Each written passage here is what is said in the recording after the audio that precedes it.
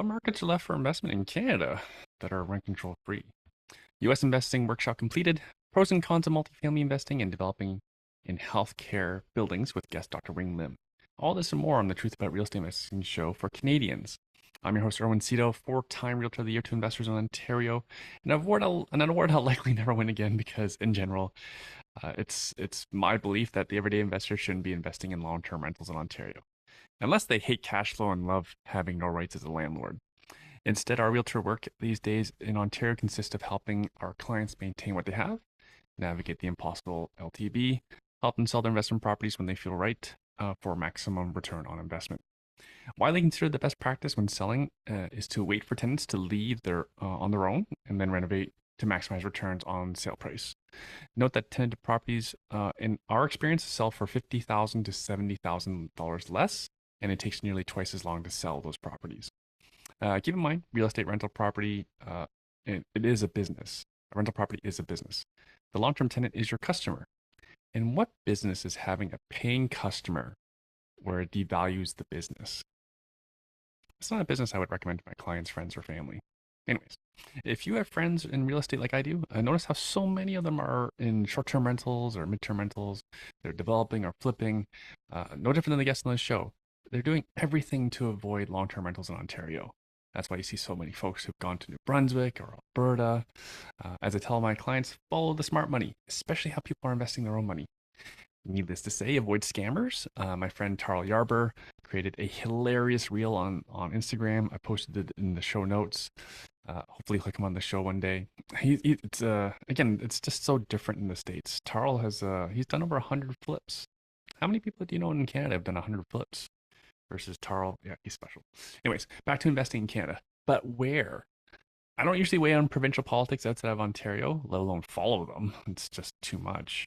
But the New Brunswick election, it just happened, it just completed, and it caught my eye. With many in our community, including guests of the show, investing in New Brunswick for cash flow, the Conservative government of New Brunswick was just defeated quite badly, actually. The premier even lost his riding. Yeah, and they're replaced by a Liberal majority, and the Liberals had promised to bring in rent control for 2025 with a 3% cap on rent increases. There are reduced provincial sales taxes to incent developers to build rental housing. And when I cornered ChatGPT to wear, I instructed it to wear a housing economist's hat. Pretend you're a housing economist. And I asked it if it expects more or less rental housing to be developed by the private sector. The conclusion was fewer rental housing units would be expected.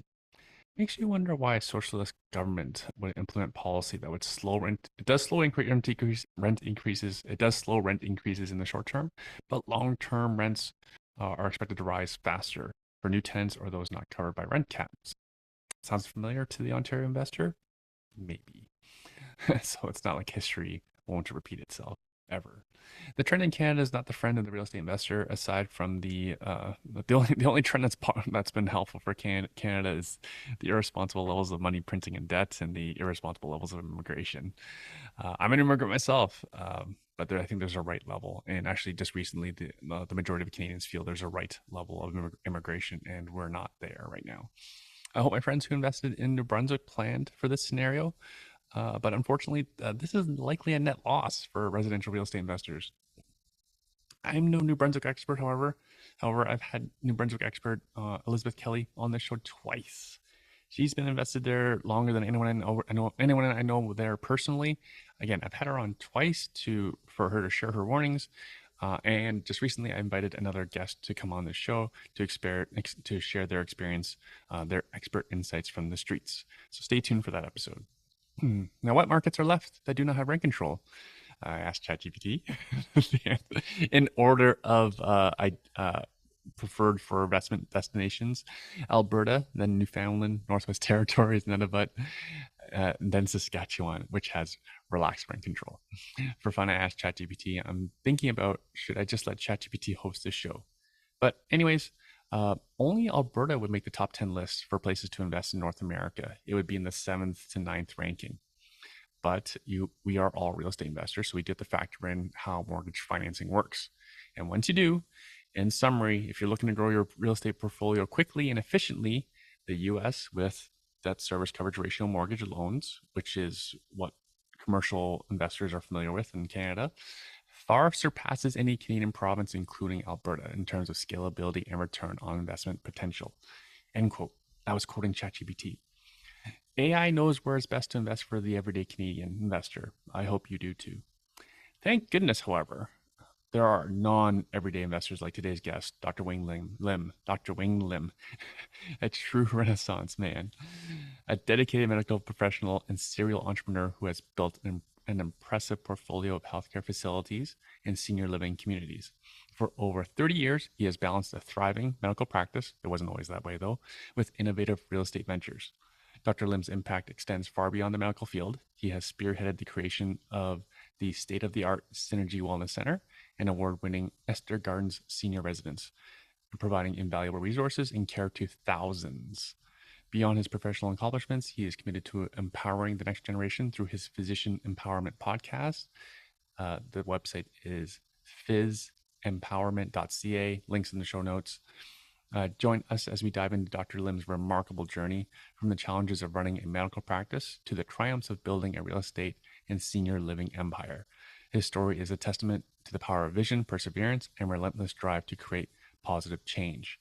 Canada needs more investors like Dr. Lim, and I hope this show inspires one of my 17 listeners to take up the mantle and do more, create more good, create more housing, help more Canadians.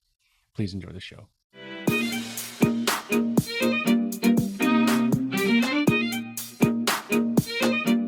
Hi, Wing. What's keeping you busy these days? Oh, wow. Aaron, thanks for inviting me to your show. What keeps me busy these days are, of course, my medical practice. But I try not to be just wearing one hat. I wear many hats, and I derive joy and excitement by doing non-medicine entrepreneurial stuff. So that's the juggle. And then you have kids too, and a wife. Yeah, I'm our guessing. kids are in the mid-20s, so it's different. It's a different stage of life. I know your audience are all ages, right? So this is a different stage of life. They need you for different things. But you do have a lot more freedom. You don't, all the kids drive. In fact, all three of them left home. One came back and lived with us a little bit. So you do have a lot more freedom, right? It's a different time, a different phase of your life. And yeah, so it's a different phase. So we're thinking more of retirement. What's retirement like? How do we position ourselves? So that's what's interesting. And then we're taking always learning, right? So we've done a lot in entrepreneurial stuff. We've done a lot in what we consider ourselves serial entrepreneurs. I've done a lot of real estate stuff, and now we are taking, of course, my wife and I, in stocks and global market. Okay. Yeah, all right. I'm laughing because your LinkedIn is longer than my arm. You already have your BMSC? What is that? Oh, Master's that's the Bachelor of Medical Science. That's the undergraduate Bachelor of Medical Science. or MD, yeah, before Right. MD. So you're already a very accomplished medical doctor. And that, okay, actually, just for the listeners' benefit, please tell us a bit about yourself. Sure. So I went to med school at U of A, University of Alberta. So I've been in Alberta for 40 years, exactly 40 years. I came as a young immigrant, 1984. So this is exactly 40 years. So that's when I started pre-med in Calgary. Then I went to med school in Edmonton, 2 years of family residency. So I've been in practice 31st years now. So that's a long time of medicine. Right. And medicine doesn't take that much time of yours. That's why you have all this time for these other businesses. In fact, when I started my own practice, I was doing 100 hours a week because we did everything that I went to school for at my practice, my walk-in clinic, did everything. Went to 2 hospitals, deliver babies, nursing homes, teaching, palliative care, counseling at night. So my wife actually, bless her heart, she gave up her profession. She was supposed to be a teacher, and she helped me chase my dream. So we went home every night at about 11 p.m. to midnight to wrap up the clinic. Yeah, so that was before kids, BC. That was how crazy it was. BC. Yeah. And then And what about when you had kids? you have to cut back, right? Because she couldn't run as crazy as Yeah. she was. I could still do that, but I have to cut back. You got to be a parent a little bit. So that's when I realized, and what hit us really hard early on was taxation. We bought a clinic, a dream practice. We didn't even know how to do this tax thing, right? So the first year we did not save money for a T5. Well, the accountant says do T5. We didn't save money for tax. By tax time, we didn't even know we had no money. It's the first year we're in debt, right? And then one Christmas, we did not have, after bonus to the staff, we had no money left for ourselves. And we looked at you, said, what are we doing? And then the next year, the son was born. Son was still in a car seat. And the building that we were in got into receivership. The new landlord fought with us, double the rent. We went to court, we lost, long story short. And then we got an eviction notice November 30th. So we were moving a clinic during Christmas, and we had to beg somebody to. Lucky we found a space 5 minutes away. We had to beg somebody, a friend of ours, and became a patient that did the rental. The TI took a month. So we spent our Christmas at the construction site. Yeah. So yeah, so that was a lot of hard lessons on the side of the head. So I was running as hard as I could. I learned everything I did. I could in medicine. I was doing everything I went to school for. So I should be very actualized. But why am I so stuck? So if you look at young graduates now, it's not uncommon to see medical graduates in the early 30s, mid 30s, and they're in debt $300,000-$400,000. It's not uncommon to see that, right? And the wages going down, lagging behind inflation. They never learn about investing. They never learn about business. So, like everybody else, I had zero education in business, right? So luckily, my wife was taking some business courses, and so we got out of student debt by the time we bought the practice. Then we got a huge debt in the practice, right? We bought a practice with money we haven't got, so we're just running like crazy and getting nowhere. Like, of course, we have a comfortable income, right? But how do you see the end of this, right? And then so I met a mentor. He's in his about 90 now. We can call him Dr. George. We're an immigrant family. Our parents are still in Hong Kong, right? So my kids have no grandparents. So they call it George, Grandpa George. So Grandpa George is a very senior physician, also an entrepreneur. So he came and challenged my thought one day. He says, Wayne, would you like to make 100% of one person or 1% of 100 people? I said, hold it. What kind of question is that? So he repeated the question. And I said, 100% of one person? I know how to do that. I read 100 hours per week. And that's how I do and how I got stuck, right? And he says, yeah, change your thinking, right? But how do you do 1% of 100 people, right? So that's the start of thinking of leveraging, right? And that's when we began to search and we, of course, read Kiyosaki's books. In fact, we went to a big conference in the States. And Kiyosaki, if you Google him, his initial lectures were all flip charts. We were there in that hall. Yeah, and this is when we learned about, okay, don't just go and exchange time for money, right? The right side quadrant people, they don't. They leverage, right? And that's when this little brain got decompressed. So that's the start of a journey of the business side. So admittedly, we don't have any doctors on this show. And we don't have that many doctors as past clients of ours. The perception out there is doctors just do really well and don't need to invest. Well, so we start. So 18 years later, I met two young physicians, and I started a podcast called Physician Empowerment. So I joined them, and we're meeting a lot more and more doctors and dentists. And so some do very well, of course. If you're a surgeon, if you're like some specialties are radiology or ophthalmology, you do very well, right? But most, I'll say the landscape in Canada, there's about 100,000 physicians, 50% family doctors / GPs, 50% specialists. Okay, and family doctors, their income is not as much as specialists. Generally, there are exceptions, and most medical specialists don't make as much as surgical specialists, right? But it depends on how much debt you start with, right? Same with dentistry. So we met a dentist who went to the States, went to Ivy League dental specialty school. And while she was there, her accountant forgot to file for tax in Canada. So came back to Canada, working in somewhere Alberta, mid-40s, young kid. Anyways, long story short, $400,000 a year plus salary, but $1 million in debt. And yeah, and the number one creditor or debtor whoever chasing her for the money was CRA. I also have a colleague of mine that forgot to bill to pay tax for 7 years and did not pay matrimonial.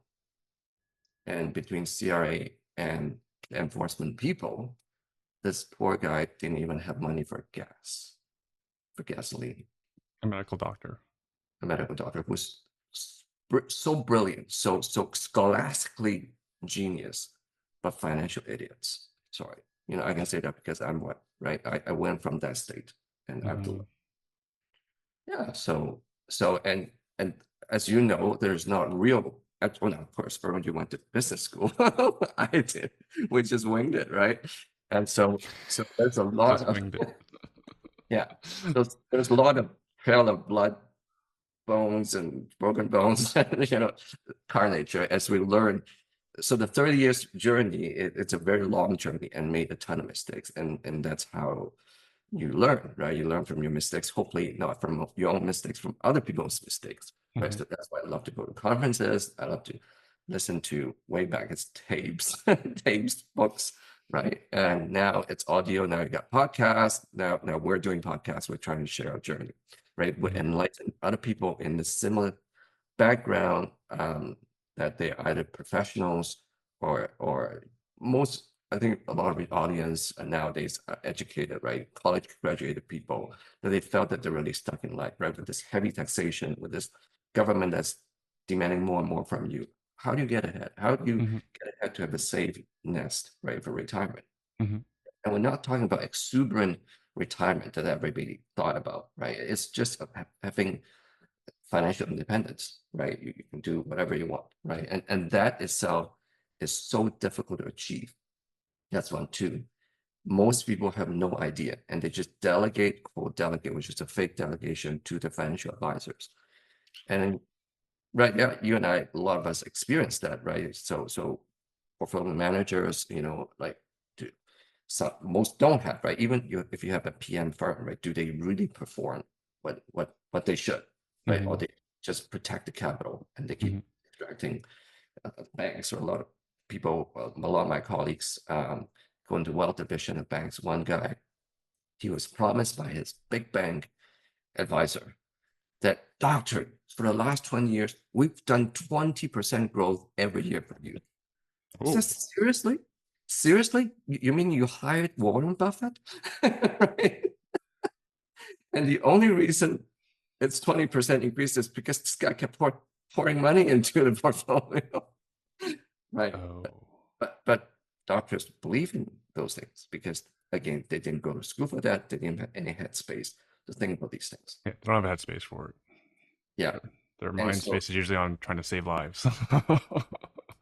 Well, yes. Now, saving lives, yes, it's true. But after a while, I've friends that are emerged doctors, right? And after a while, saving lives become a actual daily routine. So yes, that's what we fight every day. And then talking about the pay, right? So he saved a guy's life at Emerge. This friend of mine, Dr. Mao, he's my co-host of Physician Empowerment. He's actually the original founder. He said that one day the patient came back and thanked him and said, "Thank you, doctor. I bet you make a ton of money saving lives."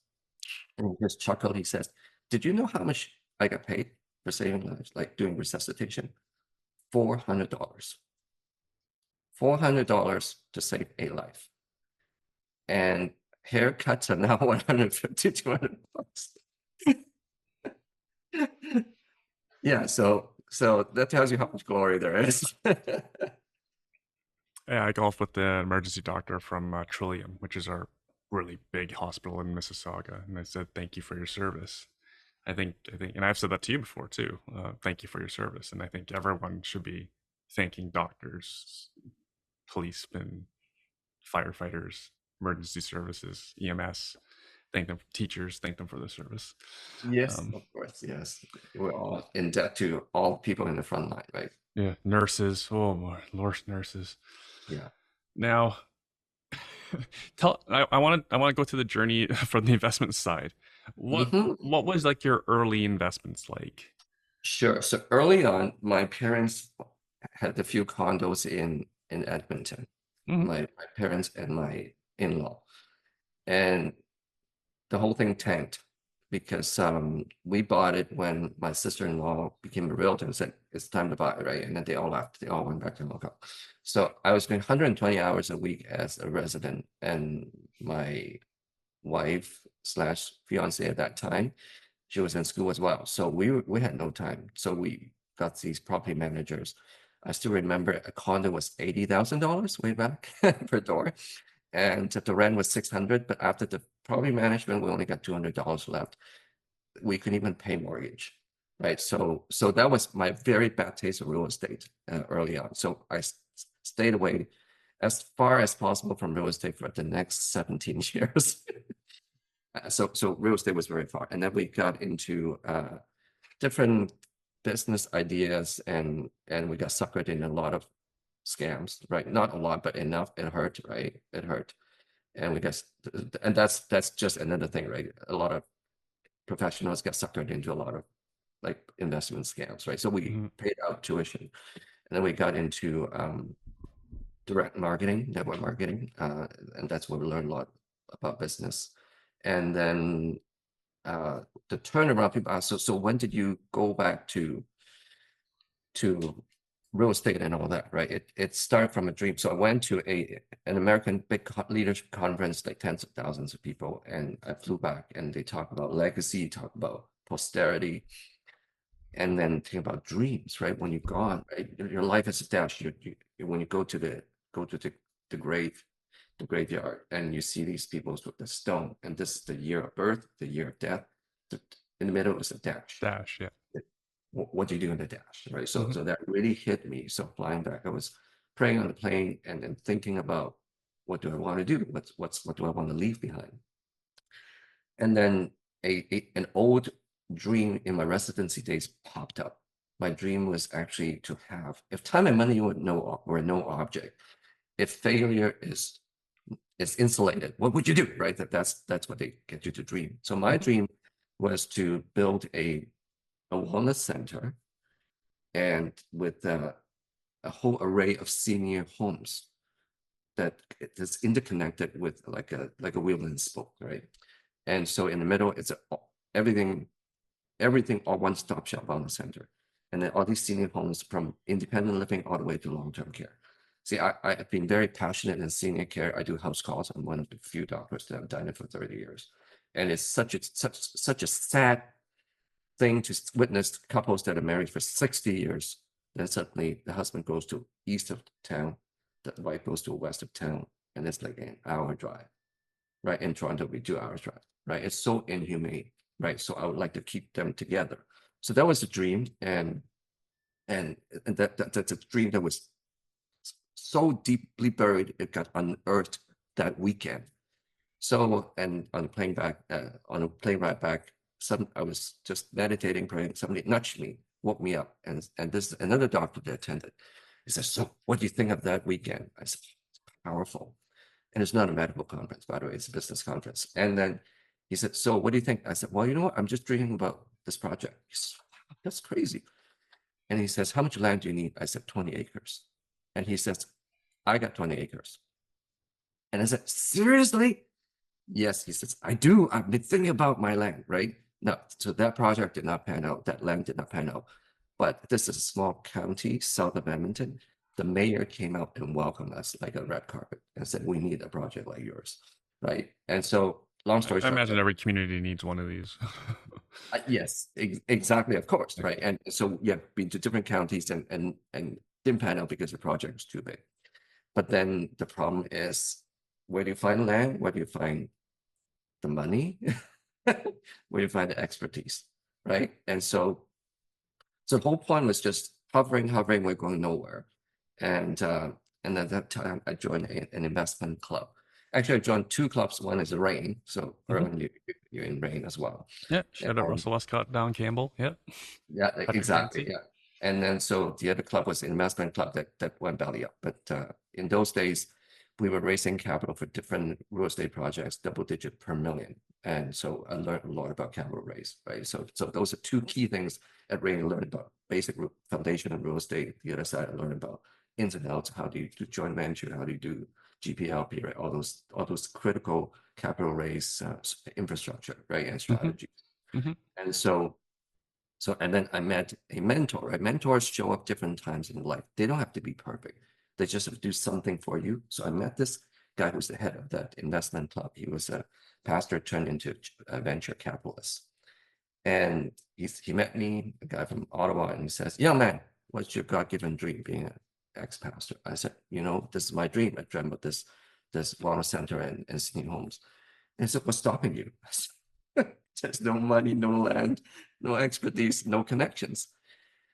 And he said, "Okay, tell me, what would be the first building be worth?" I don't know. I just pulled a number out of thin air.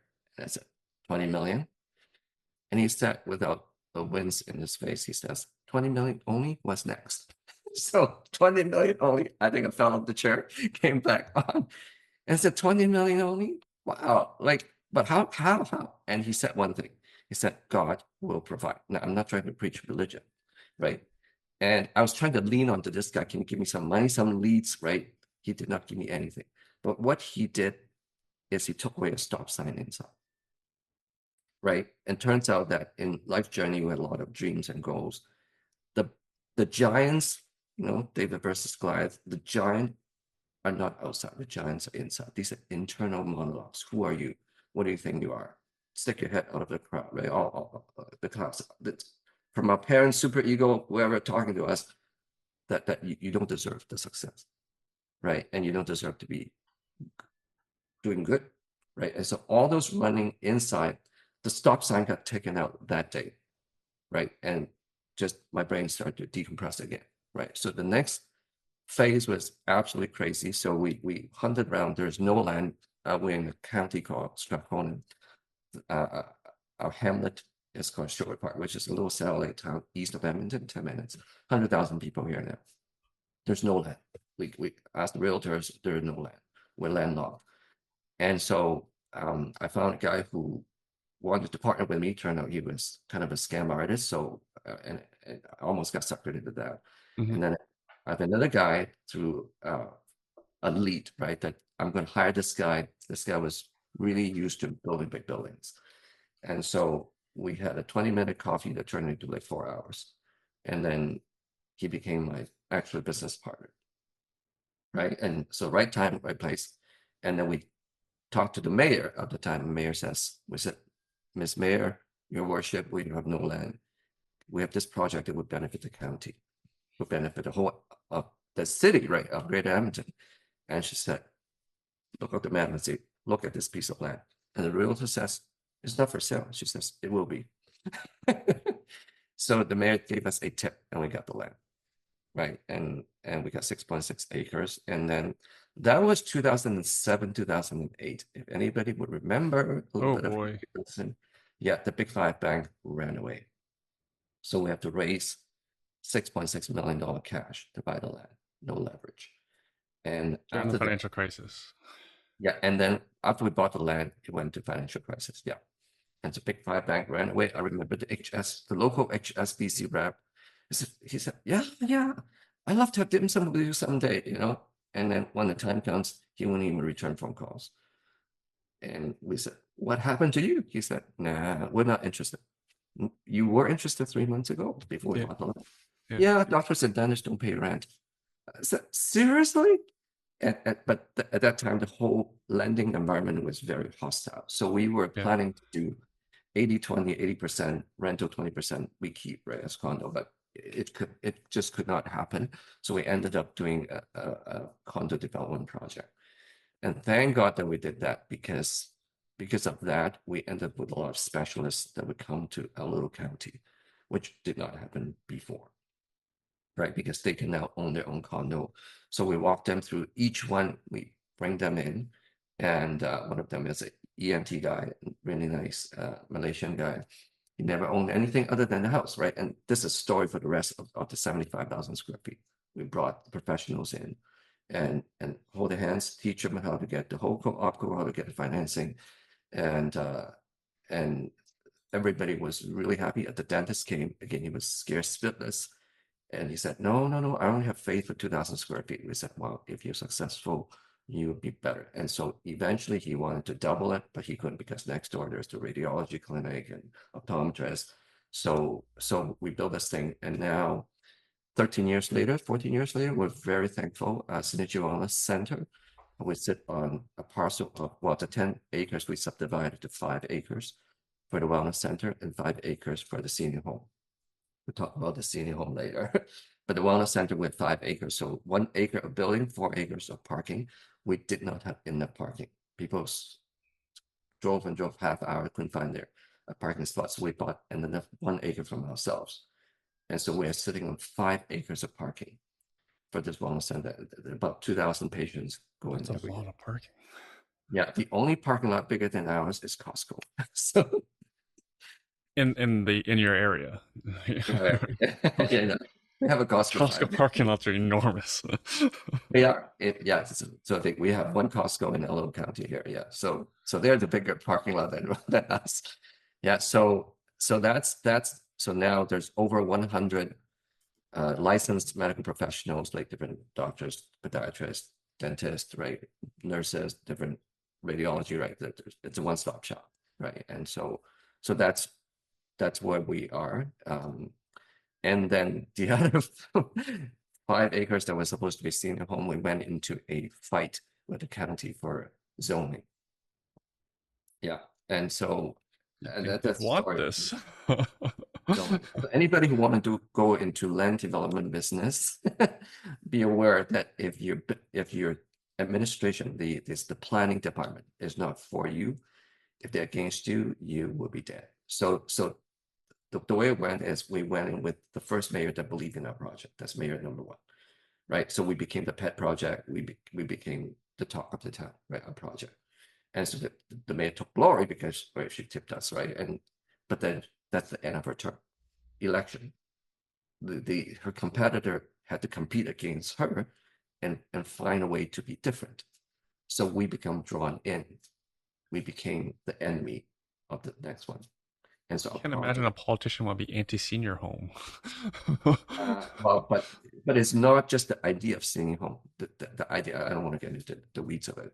Anyways, we're 3 kilometers away from the refineries, right? The refineries that actually does 50% of Canadian oil, right? The Keystone pipeline starts actually from Shore Park. I didn't know that, right? One time they have a shutdown, whatever problem, Petrochem ran out of petroleum.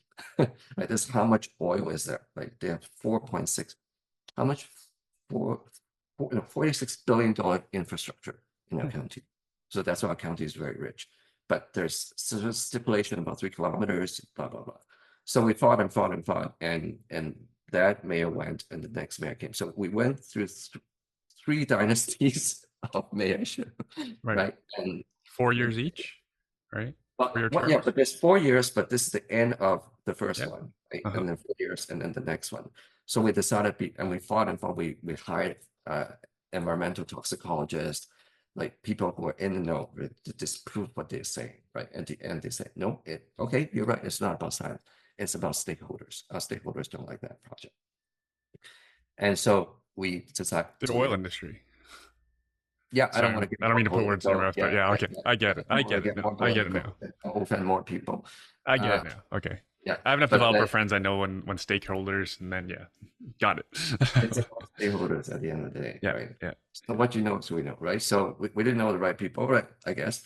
So long story short, we had to sell that parcel of land, right before we gamble away our investors' money. So then the senior home project is dead. So my partner retired, he moved to Mexico. And there's a saying that when God closes the door, he leaves a window open. Again, I'm not trying to preach religion, just my journey. And 5 years later, a pastor called and he says, our church actually got approved for a 24-unit nursing home. And would you be interested to come and talk to us? Right. So that's the journey. We're courting this Pentecostal church that has some parking lot and they only want to spare, they got a huge parking lot and they want to spare 1.67 acres. So that project took another few years to massage, right? And spending a lot of money just to see if this is viable. And this is literally just 5 minutes away from Synergy Wellness Center. And guess what? So fast forward now to board people. Today, that's called Esther Gardens, ASTR, and that's a 6-story high, 156-unit, state-of-the-art senior home. I've done 30 years of home visits, right? I visit a lot of senior homes, different levels. I can tell you 100 ways to screw them up, a couple ways to do it right. So this building is built from scratch, no government influence. We built it, and it's mostly private. It's state-of-the-art. It's award-winning. Won an international award, architectural award. It's #2 in the world for the design, and so we're about 90% occupancy now. So that's that dream that finally came true. Crazy. Sorry, what's the name of the senior care home? Esther, ASTR, Esther Gardens.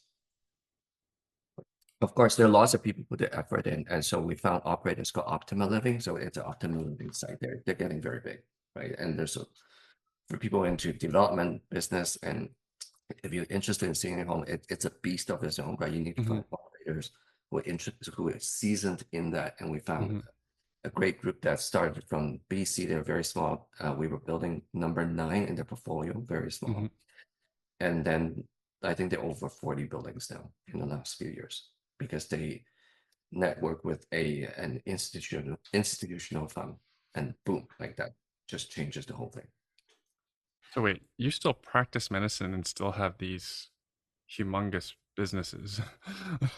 Yeah, because my job as a serial entrepreneur is to get myself out of the job, right? So to build something and delegate, you build these multi-million-dollar entities, some for profit, some are not for profit.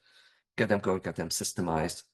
They run it, they run themselves, or you get winners, champions that would run the show, and then I leave. Like when I go to work, I still go to Synergy to work because our clinic is the anchor tenant, right? So our clinic is a giant clinic. We occupy about 25% of the building, right? And our clinic, Synergy Medical Clinic, is probably the largest clinic in the province as a family clinic. So when I go to work, people don't know who I am.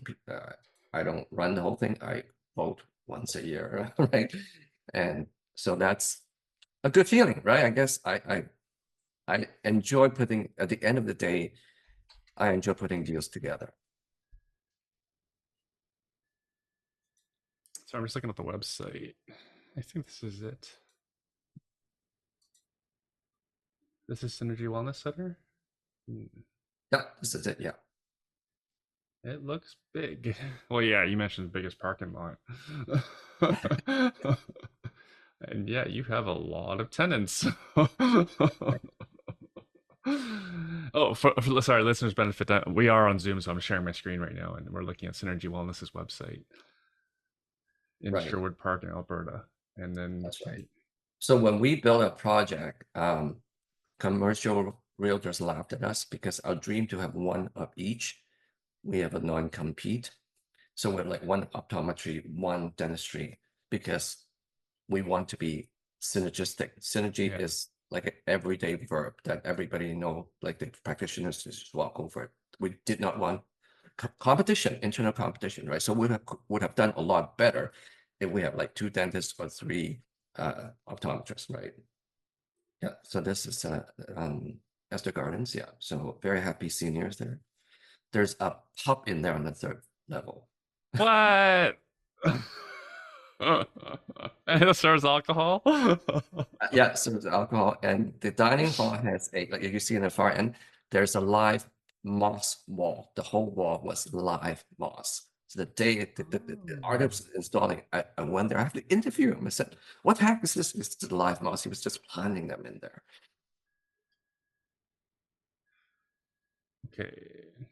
This looks really nice. This looks nothing Yeah, like the senior care home my grandparents lived in. those are called. There's a nickname. We call those senior warehouse. So yeah, and I go to these senior warehouses and serve my patients, but Oh, there's they're the not moss wall. like that. Yeah, That's there's right. the Yeah, moss wall. yeah. Like this looks more like a private club. Yes, This is nicer yes. than my racket club.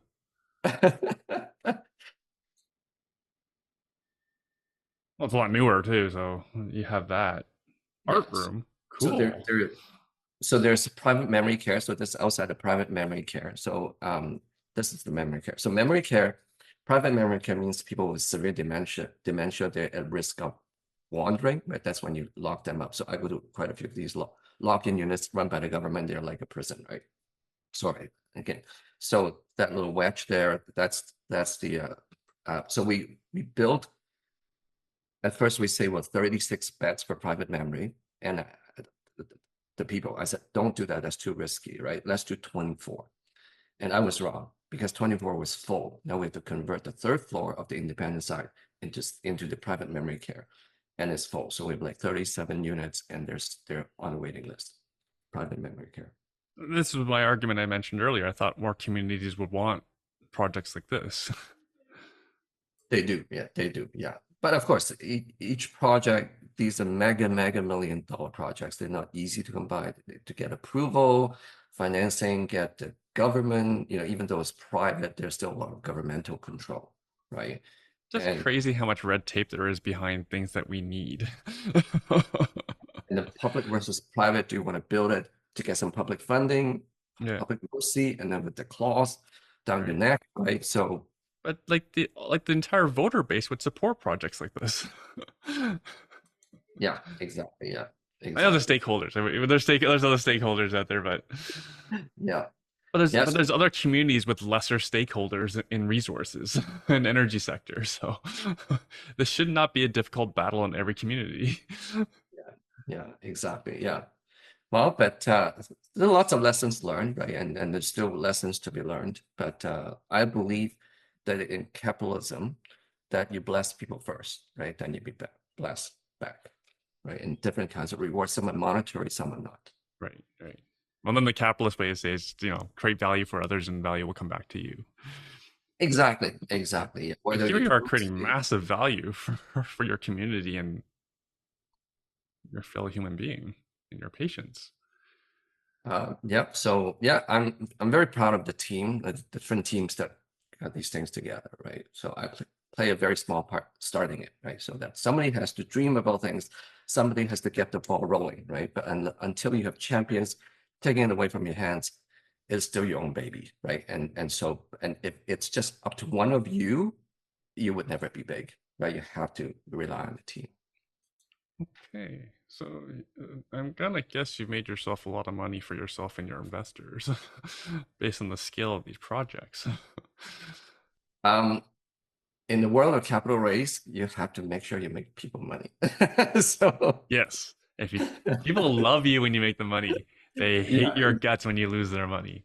exactly. Yeah, exactly. Yeah. Wow, these projects are enormous with a lot of moving parts, with a lot of people helped. Yeah. And sorry, you said your senior bed retirement facilities all waitlisted?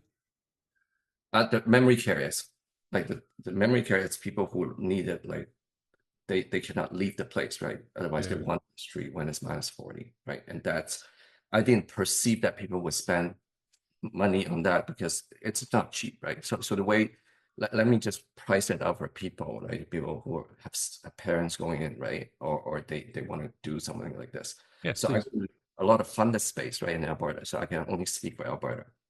So our patients in the public system, okay, in publicly funded assisted living have to pay $2,000 a month. Okay, Ontario probably more. The government pays the rest. Okay, so the most bare bone type kind of senior warehouse type is at least 4,000, 4,500 to 5,000 a month. So patients pay 2,000, the government pays the rest. That's not So bad. what? Yeah, but that tells you the cost for bare bone care is Oh boy. five Yeah. grand a month, right? And so when you go private, you have to satisfy the investors and all that, it goes up, right? So if you go to a semi-decent private assisted living in Alberta, Yeah. it's $3, $4, $5, $6, $7,000 up to Yeah. 10,000.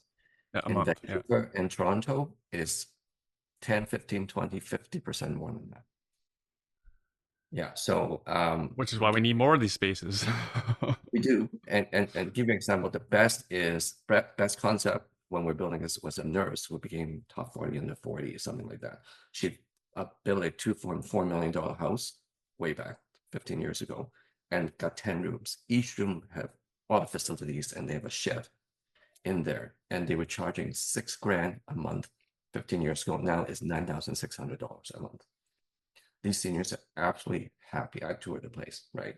But something similar in Ontario is $20,000 a month. It's who's that end up there, right? But they're absolutely happy. So a lot of these seniors who end up with dementia, they lost their faculties, right? They may be bothering people, they may be shouting, hollering, they may be losing the bladder and bowel control, right? And so a lot of times they could become agitated and violent, aggressive as well. So a lot of times they're medicated, they're drugged, right? So a lot of people, they say, okay, I don't want my loved ones to be drugged in a place, right? So we have government, and a lot of these drugs are antipsychotics. They're used in like schizophrenia and whatnot, right? And we fight a battle all the time. How do we cut down the use of antipsychotics, right? When you go to a very well-run senior facility like these, the seniors hardly on drugs. I actually flew 2 years ago. We flew to Amsterdam and toured the senior village, the dementia village. It's absolutely amazing. And we actually in Canada, there's one dementia village in Langley, BC.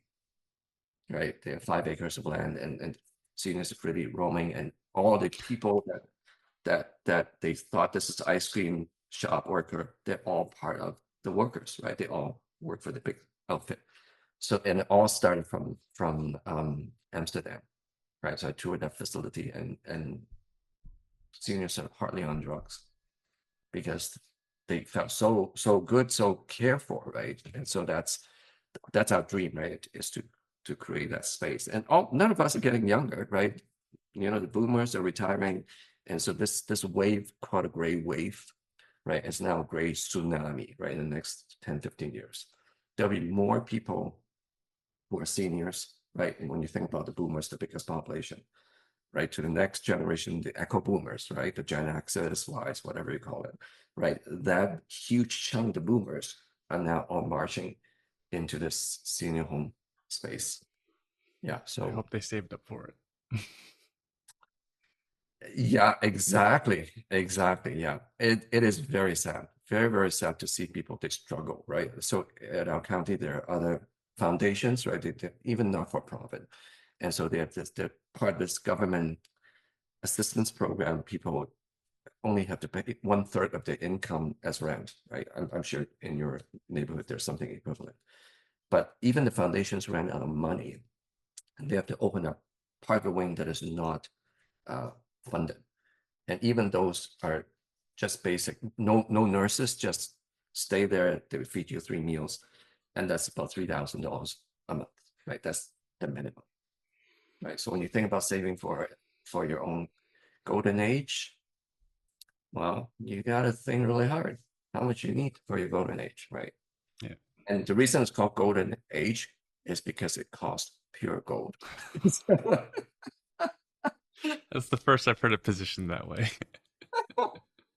Because I joke with my friends all the time. I mentioned on this show, it's if I joke that if we were ignorant to these problems, we'd generally be happier until these problems catch up to us.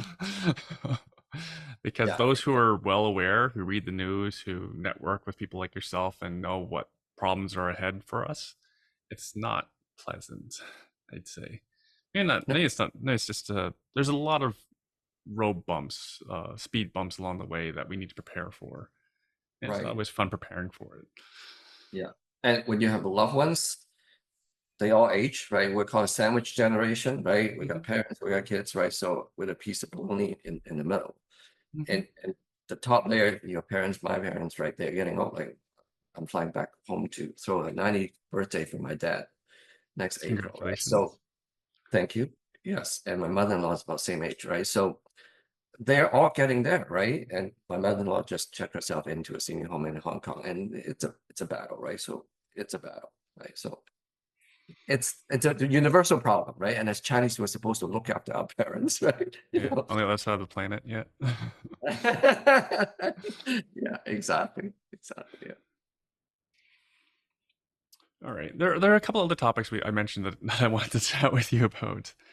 Like, Okay. so what are you mentioned your kids are in their mid 20s. Yeah. Are they doing medical school? Are they pursuing entrepreneurship, Uh, like slash Not investing like really. you are? Some, yeah, yes and no in between. Some they don't know, right?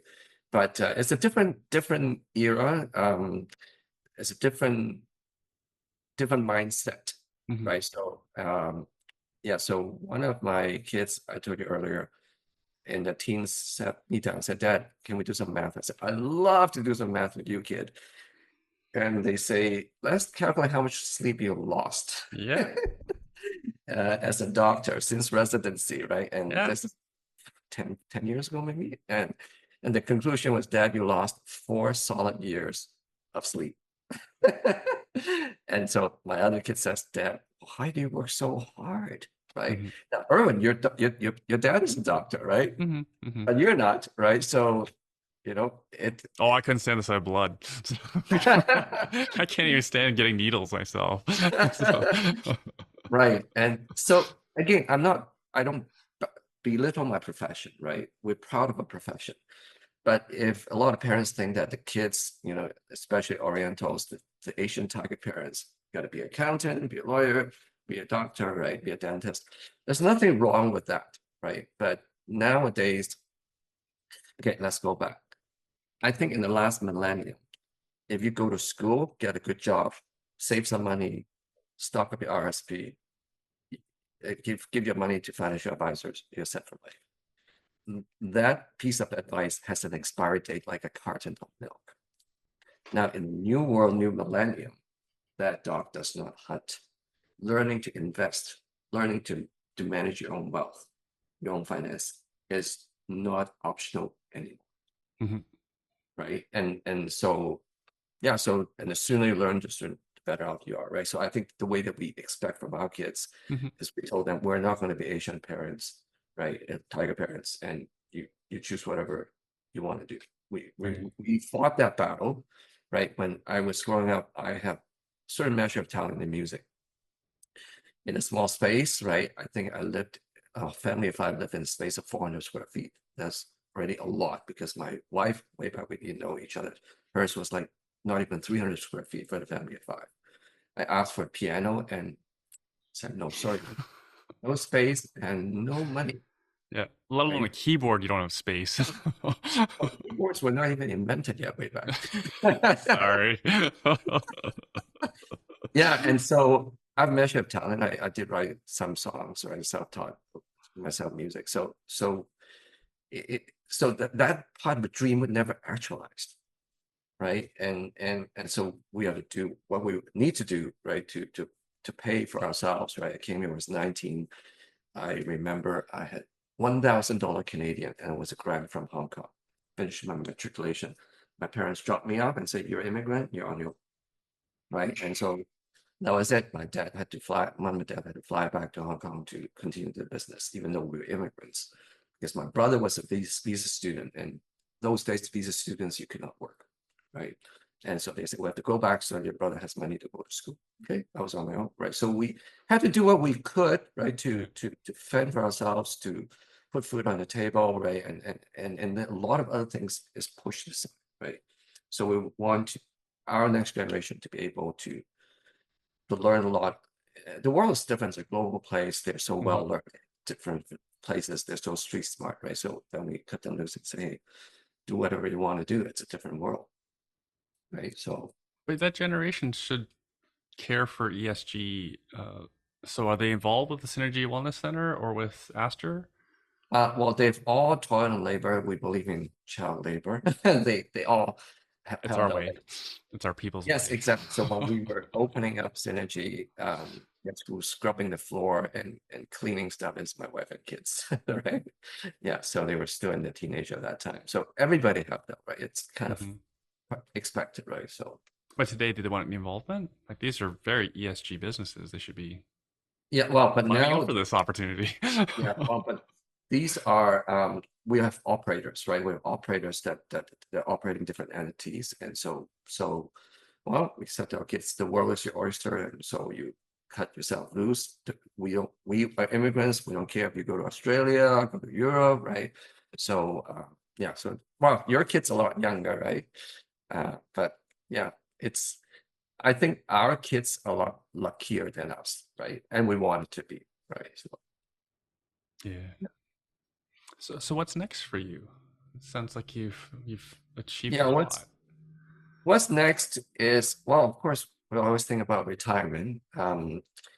A little bit about physician supply and the problem of medicine in Canada, especially Alberta. And you guys have heard that 6 million Canadians do not have family doctors. Family medicine as a discipline is not celebrated. Um, for the Especially first with the time in last 30 federal years. budget. Sorry. Yeah, sure. Oh, we get into that. There's federal and there's provincial, right? Because healthcare in Canada is not federal, it's provincial, right? The money half comes from feds, half comes from your province, but the province runs 100%. How the money is doled out. And our province happened to be extremely hostile to our physician communities. And the recent survey from our association, Alberta AMA, Alberta Medical Association, to the members, and 6 out of 10 were so fed up they said they won't stay till the end of the year. And we're seeing a wave of physicians leaving. They either go south to the states, go west to BC, or they just retire. But the retirement is at a younger age, not just 70s, 60s, 50s, even in the mid 40s.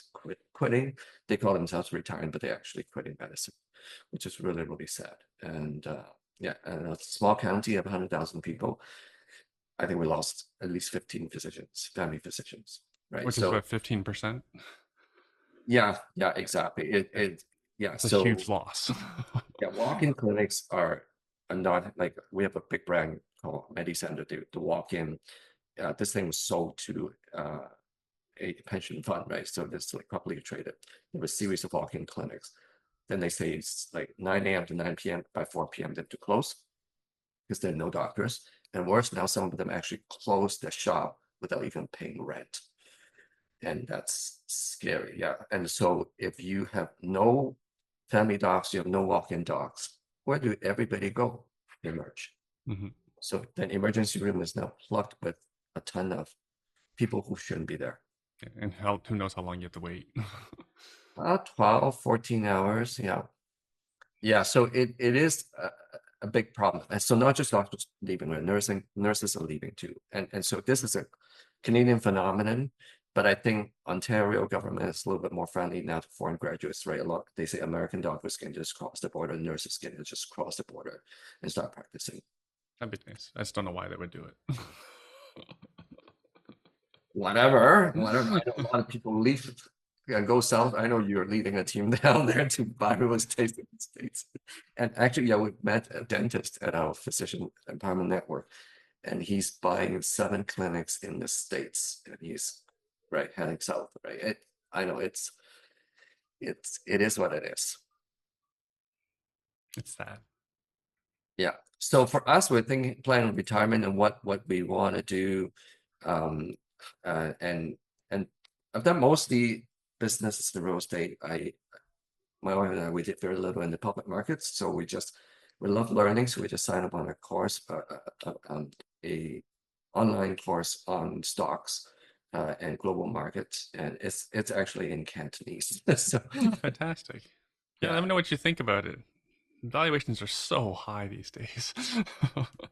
Yeah, It yeah. Well, wasn't but that long ago Nvidia's market capitalization rate was larger than the TSX.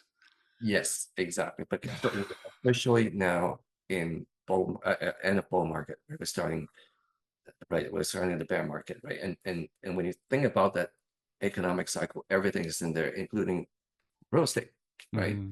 And Mm-hmm. so people who time their investment or their exit broad, right, on this cycle, they're the ones that suffer, right? Mm-hmm. So like Kiyosaki says, there's a time not to get into real estate, right? Mm-hmm. So recently, if you listen to him, I still do. He'd laugh at people getting into real estate now. He says, "Oh man, the bubble will start," right? So of course he's very opinionated, but there's a reason there's certain sectors you don't want to get into, right? So I tell people it's not the asset that makes you rich, it's the way you maneuver the asset, that the funds in and out the cash flow that Mm-hmm. makes you wealthy, right? And for example, people who bought a bunch of offices, right? Downtown Toronto, Edmonton, right? Anywhere. Sayonara, exactly. Globally, China, Hong Kong, right? There's still people going. I don't know, some patient of mine said his friend is investing into Hong Kong real estate. But now, right? Yeah. Better now than pre-pandemic. Yeah, or I have friends who bought 10 condos in Toronto, right? And I know, I know it was negative cash flow when the interest rate was 2.1%, and the mortgage renewal is this year. And so, how much negative are you going to be, right? So just because it's real estate doesn't mean that it's right for you, right? You Couldn't have to agree more. you have to know where you pick and where you not pick, right? Yeah. Fascinating. Again, I love to hear what you do with stocks. Use this fact of the day. My best trade this year has been CIBC. Yeah, but there's a lot to learn. So we love learning. We're still doing multi-family projects, right? So at this phase, we love to help investors get their choice properties in the West, right? I'm sure you're helping your investors go to the South, right? We're Yeah, trying yeah. to get some projects going Hmm. that help people who want it passively or actively invested. We can Hmm. help them. Yeah, so Yeah, so that's kind of the next phase. Yeah. we have Russell Westcott coming up on the show, and I'm sure he's going to mention Jason Mattern as well. So Yeah, Jason is my realtor. So you got to get one. yeah, he's really good. Yeah. Especially the timing way things are. You mentioned possessions are leaving, but I think if you poll like Ontario's and BC people, you poll them where they're going to go. I think a good number of them want to go to Alberta. Well, they might, but Alberta, again, sorry for going on healthcare again, but Alberta government is trying to copy Ontario government all the time. They're copycats. So whatever you guys gone through, they're trying to do. So if the Ontario doctors try to come to Alberta, they're just going to relive what they Mm-hmm, went mm-hmm, through. mm-hmm. So yeah, Hopefully, you don't get all the lovely things that we have in Ontario, like the landlord-tenant board and rent control. oh yeah, that is scary.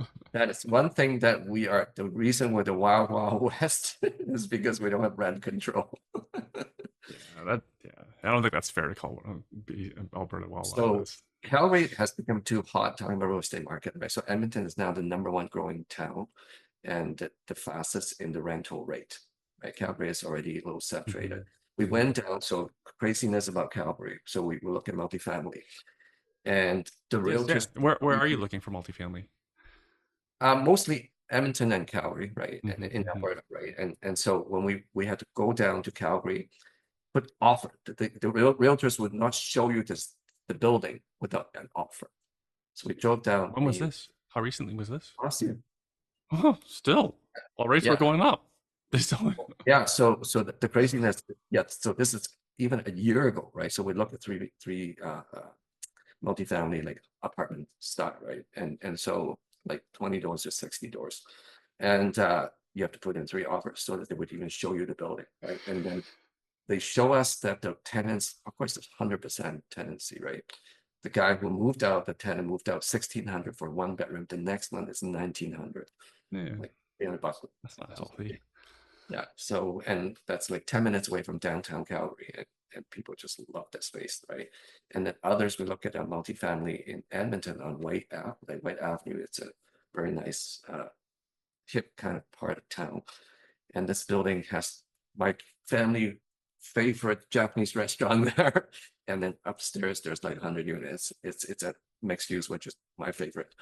And guess who owns it? It's not even listed, right? Of course, it's not listed. So my buddy and I, we went there Wednesday afternoon, and there are already other realtors and there are people showing up doing the building. It's not listed, right? These things are not listed, right? And the realtors are not the brand name realtors. These are names that you never met, right? You never heard of. And it was selling for $35 million. Guess who's selling it? It's Great West Life. Mm. Yeah. So if you think about these insurance companies, which are actually charter banks themselves, right? They don't invest in stocks and bonds and mutual funds. They invest in real estates, Mm-hmm. right? So we asked about the property management. Who does the property management? Their own, right? And my buddy, who's a CFA guy, Gorak is my buddy. He's into institutional grade investing, and he says these are the best buildings because if you have a GW Great West Life, they don't muck around. Like it's not like a mom and dad joint, right? Everything is done too cold, above par. Mm-hmm. Those are the best Like buildings. institutions do, right? Yeah. Oh yeah, They have exactly. deep pockets, right? Oh yeah, exactly. Yeah. And when you have But no rent control and the rent's been going up, they can afford maintenance, right? yeah, and they have their MO. The MO is about 10 years. They divest, right, and they do the next project, right, and so yeah, so these are secret bids, right, and How many? How many bids? I don't know. I don't know. We're doing TD and we're doing the other buildings, and Mm, I think it's gone already, right? And right. you have to do it fast. The Wow. realtor only gives you a cap rate, say cap 5, cap 4.9, and you figure the rest out. My San Antonio house is a 5.1 cap. A single family. That's Yeah. really interesting to hear because locally, I have friends who have apartment buildings for sale with no showings. Wow, no showings. Well, again, can you understand? We have low cap Yes. rates. We have rent control. It's hard to. We don't have. Yeah, we have institutional investors in the large buildings, but Yeah. any mid-sized, small, like that's generally not where they are. Yeah. I mean, so Yeah. then who do you hire? Right? Who do you hire for property management if you're mid-small? It's difficult. It's difficult. Yeah. So the product management here, now I lucked out. I negotiated well. Our lowest is 7 to 8%. Mm-hmm. And there's some brand names that are 12% and they did nothing. Gosh, it's the money, right? And yeah, exactly. So that's why mm, at this stage of life, we want to go higher, go bigger, because if you go to big multi-families, the rate is about 5% to 4 Mm-hmm. with if you negotiate well, Mm-hmm. 3.5, right? We should always chat about the states. You can buy 20 houses in one sweep, no problem. 5, 7 cap, no problem. In US dollars. Yeah, yeah, exactly. Yeah. All right, Dr. Lim, we're running out of time. Uh, what are some final thoughts for our listeners' benefit? Yeah. So I guess number one is I think everybody, regardless of your age, needed to dream a little bit more. So I'm going to ask the same question as what I got asked 30 years ago, right? What if time and money were no object? What if success is assured? What would you like to do? Where would you want to go? What do you not want to do? And who do you want to become? Right? Allow yourself that brain space to do that and write everything down. So my mentor says, don't stop writing, right? You got to be crazy at first. I want to be astronaut. I want to go to the moon. I want to blah, blah, blah. I want a yacht, all that. And after about, if you allow yourself to write by the second page, something actually more noble always comes out, right? The craziness, the lack, the luxury. By page 2, most people can't even write anything. And then they're going to write something that's a lot more noble, a lot more beneficial, that would benefit a Mm-hmm. lot of people, right? And those are the ones, what legacy to leave behind with, right? And so I think those are the ones that we need to at least allow ourselves to chase that, right? And if Okay. more of us do that, the world will be a better place. Like when I go to work here, go to Synergy, what scared me is not people don't know me. I have a healthy enough ego. People don't have to know who I am. I feel very good about it. You own the But what place. You don't scared need me, it. You don't pardon? need the recognition. What scared me is, what if this dream never came to fruition, right? I dusted it off from the secret depth of my heart, right? And so people, patient says, like, thank you for this project. Our emergency room, which is a $135 million fake hospital, it's called hospital, but there are no beds, right, in the same county. We built a building for, our loan was 13.5 million, a tenth of the government spending. And we have 2,000 patients a day, they process 200 patients a day, right? And not one dime from the government, right? So what scared me is one person's dream, it was not put forth, this won't be here, right? And everything that we see, including technologies like the phone, is somebody else's dream, right? One guy says, if this is not, a cup is not ever invented, we are still sucking water out of the puddle, right? Everything, nothing happens unless first a dream. So allow yourselves, allow your kids, grandkids to dream, right? Because the world will be a better place if everybody just chase their dreams. That's pretty awesome. Dr. Lim, where can people find more information about yourself or about any of the projects you're working on? Where can they follow along? LinkedIn, that'll be the easiest. Got it. And all folks, it's So we have a Wing Lim. podcast called Physician Empowerment, Phys Empowerment, PHYS empowerment.ca. We have a podcast, and our audience is not just physicians, it's heavily into physicians, but medical professionals, but there are a lot of getaway skills that you could, like we talk about leadership, we talk about entrepreneurship. A lot of things is applicable to all walks of life. Fabulous. And it's spelled wing, like a chicken wing, and limb. Yeah, chicken wing limb, on yes. Instagram, on LinkedIn. I don't have Instagram. Sorry, that's too new Sorry, for me. did I say that? I meant LinkedIn. I'm looking at your LinkedIn, so if you see that I'm a mutual friend of Wing Lim, then that's probably who we're talking about. And again, I'll have links in the show notes for both your links. All right. Yeah. Okay. Dr. Lim, thank you again. Thank you again for your service. Thank you for doing this.